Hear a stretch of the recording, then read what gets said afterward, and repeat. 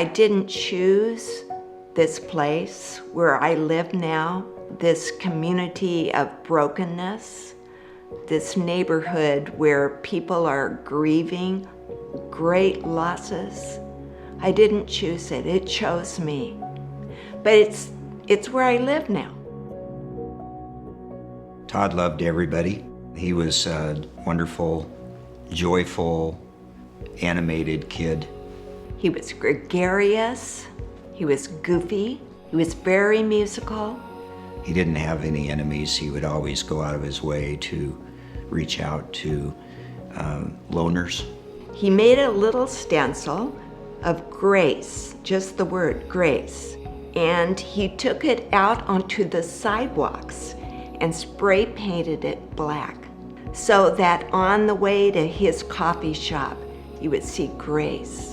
On the way to the corner where the drug dealers were, there was the word grace.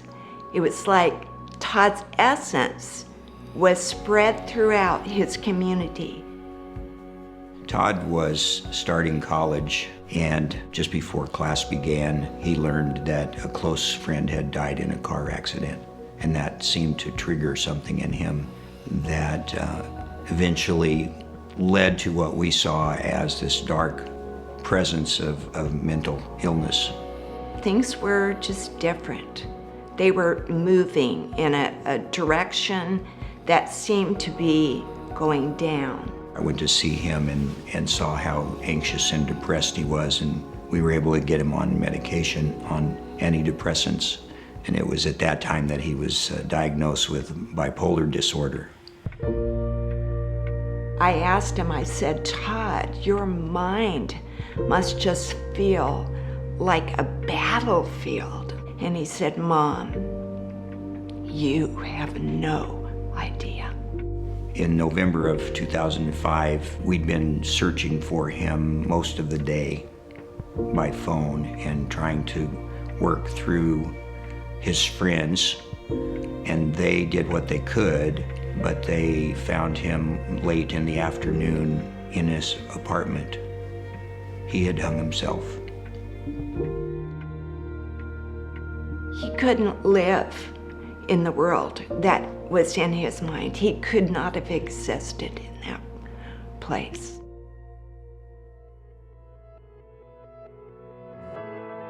We had a memorial benefit of music and art for 2 nights at our church, and people responded by saying that we should continue doing this. And so in the next year we added a lunchtime forum. Little by little that began to take on a life of its own. What we learned is that as we began to tell our story, it really allowed other people to come in and to tell us their story. It was almost like we gave them permission for their pain. It began to seem like, as much as I hate losing my son, this could have redemptive quality. Over the course of several years, this became a movement called Community Alliance for Healthy Minds that has grown to reach several hundred people. It's beyond our expectations of where this all began. This is about more than just a family that lost their son. This is about a world that is on the brink when it comes to mental health, and whatever we can do to make that landing softer. That's what I think CAHM wants to do. We didn't choose this neighborhood. Who would ever move into a broken community? But it's where we live. This is where we are. And so the best role that I can play in this place where I now live is to be a good neighbor. Together, we can change the landscape of mental health in our communities. The key word is the first word, together. We must face this together, and we can come out of this with hope. That is our saving grace. And that is what CAHM is.